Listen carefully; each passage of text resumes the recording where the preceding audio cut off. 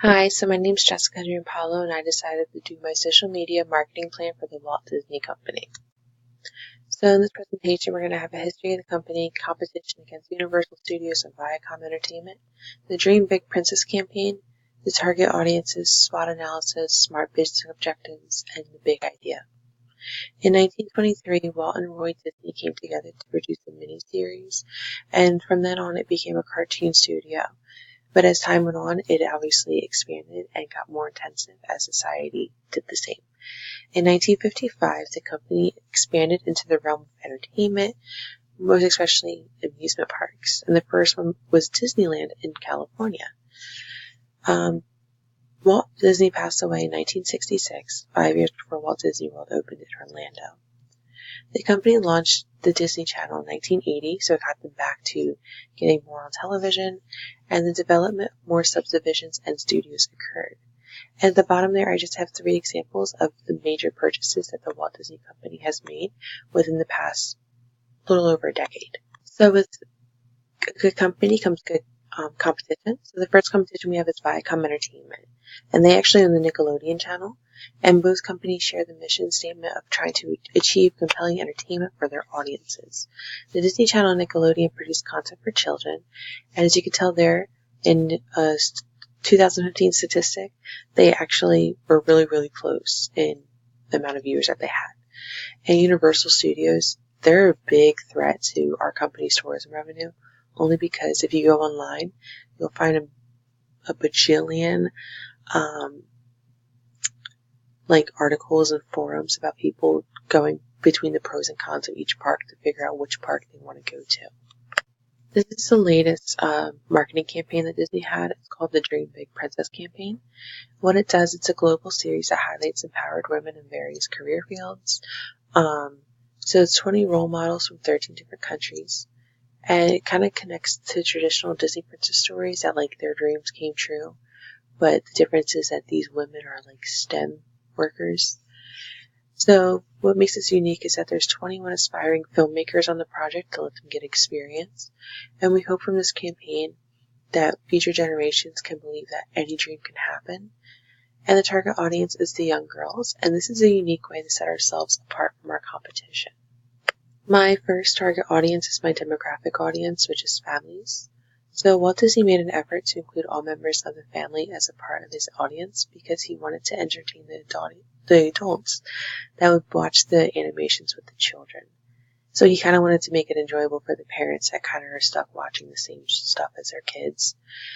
So the current portfolio of the company is very versatile for all age groups, which kind of opens it up to being for all members of the family. So many advertisements include at least one parent and one child. And to kind of use social media to reach this audience, we're going to use Facebook because, as you can tell with these statistics from the Pew Research Center, more parents use Facebook than any other platform, and then people use it daily more than any other platform. And I'll discuss how we use Facebook later on. My next audience is my psychographic audience, and I deem this as the people that want to live out their inner child. So the Walt Disney Company believes that everyone should be able to experience the Disney magic at any age, and advertisements are created to show people of all ages enjoying what the company has to offer. And I'm not lying about that. There's literally advertisements of Mickey walking around with a whole bunch of teenagers in the middle of the park. So the large audience that we're trying to reach here is 18 to 29 years old. And the common social media platforms for them are Instagram and Twitter. So in the top right there, we have demographics from SproutSource, and it shows that 36% of the individuals ages 18 to 29 use Twitter. And the bottom there is similar, but it's 59% for Instagram.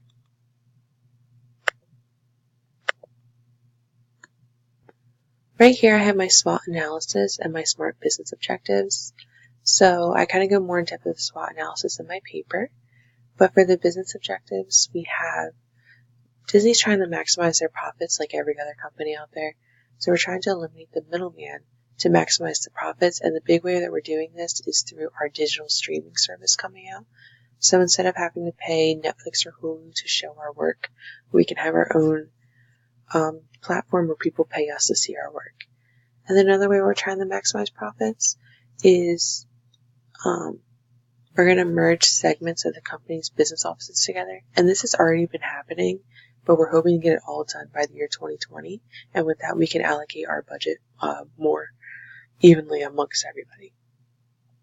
And then we want to implement more international Disney stores by the fall 2019 to gain more exposure in the global market. So for my social media audit, I decided to evaluate Facebook, Twitter, Instagram, and YouTube.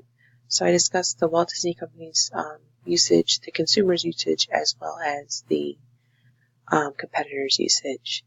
So out of all the different platforms, I feel like Instagram has the most opportunity because the brand has a large following and we get a large number of feedback on there.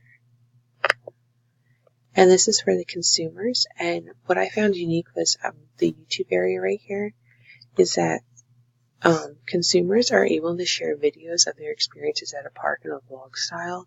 And I feel like that's really unique to make note of because it's kind of like free advertisement. If you have a large social media influencer visiting the park for the day and they vlog about it, their followers can come to the park too. And then finally, for Viacom Entertainment, they're not performing well compared to Walt Disney Company. Neither company does practice social listening though, so that's where they're both at fault. But the Walt Disney Company kind of posts more frequently. They produce the content that keeps their audience coming, while Viacom on Twitter and Instagram they post daily, but on their Facebook page they only post like a couple times a week, and their channel for YouTube only has the videos posted monthly. So for my big idea, I decided to talk about Write the Magic. This is a campaign I kind of took inspiration from Kurt once and kind of made it my own. So I wanted this to be a unique way for children to be engaged, is to create a communication channel between them and their favorite characters while making a way to give back to children. So we're going to allow children to write to their favorite characters and donate $1 to the Make-A-Wish Foundation, up to $1 million for every letter sent. So we would do that. Individuals will receive a letter back from the character that they had written, and what we would do is we would have the this is open to everybody of all age groups too, but the reactions of receiving the letters can be shared on social media while using the hashtag #WriteTheMagic, and the top 5 liked posts within this hashtag on Facebook, Twitter, and Instagram will win a trip for 4 to either the Walt Disney World in Orlando or the Disneyland in California. And this is kind of the social media platforms that I will use to implement this big idea. So I'm using Facebook because, as we discussed previously, 74% of parents use Facebook and 51% of them claim to use it daily. So the Walt Disney Company has currently over 51 million followers on Facebook. And we would show a picture of the child with characters to encourage the parents to allow their children to write letters to feel the same excitement. And on the bottom of each one, we kind of have the information on how to enter. For Twitter, since we're going to aim towards our psychographic audience here, 37% of Twitter users are between the ages of 18 and 29, and the company will utilize this platform to reach young adults. And we would show advertisements like regarding spring break. So right here is I kind of word it as you want to have a magical spring break. Just kind of being like, you could be here if you win our contest. And then at the bottom here, this is my Instagram ad. And I want to kind of deal towards my psychographic audience as well. So 59% of individuals between 18 and 29 use Instagram. And so we're kind of showing young adults exploring the parks and doing things children normally do. So right there, they went to the Bibbidi Bobbidi Boutique, which offers makeovers for young girls to look like princesses. And this is my content calendar that I would distribute. So it's just kind of, we're going to do an introduction and then we kind of end with thank yous over here. So right here, Instagram has some doubled up because some of this is stuff that we're posting on our Instagram story and some of it is what we're just posting on our channel. But I decided 9 o'clock for the Facebook post because I figured parents that are at the bus stop can see it or people that are going into work can see it. The Twitter target, we're going to post at 1 o'clock because I feel like that's when people are on their lunch break and people kind of just scroll through social media when they're there. And then 4 o'clock, we're going to do that for Instagram because people can just scroll through when they get home or right before they go to bed at night. So this is my social media metrics for Facebook, Twitter, and Instagram. I decided not to use YouTube for this big idea promotion because the content shared on the YouTube channel kind of carries over to the others, and we don't really see that much engagement on there. So I feel like by using these 3 platforms, I'm able to effectively connect with my target audiences. So we want to increase the customer service, so kind of practice more social listening, increase the customer engagement, so kind of get more people in to interact with our content, and then we want to increase the followers as well.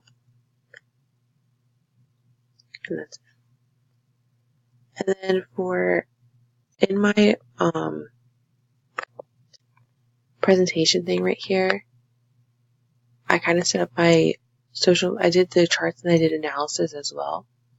So I kind of set up like the Facebook page, but I included this picture right here because it actually says Disney Family, which is my target demographic, for my demographic audience.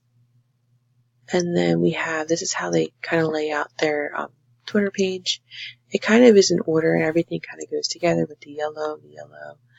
They have 5.91 million followers on there, and the contents that they follow, it's other Disney pages. So like examples, like they follow these pages, like it's only Disney pages that your social media follows.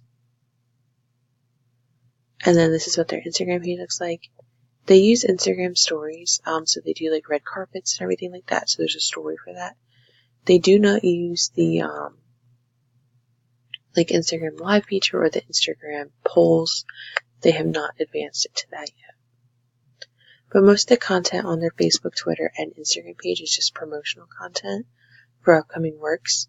And then for their Instagram page, they post a lot about like scenes from like the parks, just to kind of get people in to look at them.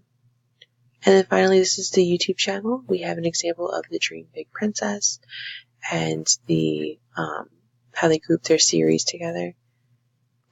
And then for my summary,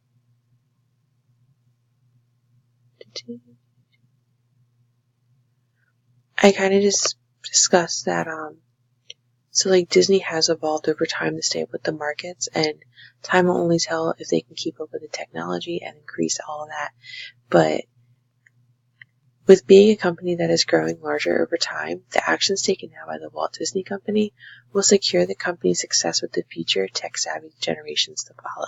And I feel like that's a common theme with this company, that, you know, with trying to provide, especially they say they want to provide the utmost portfolio for their consumers, they need to keep those consumers engaged for the future generations to come. So that's it for my presentation, and thank you very much.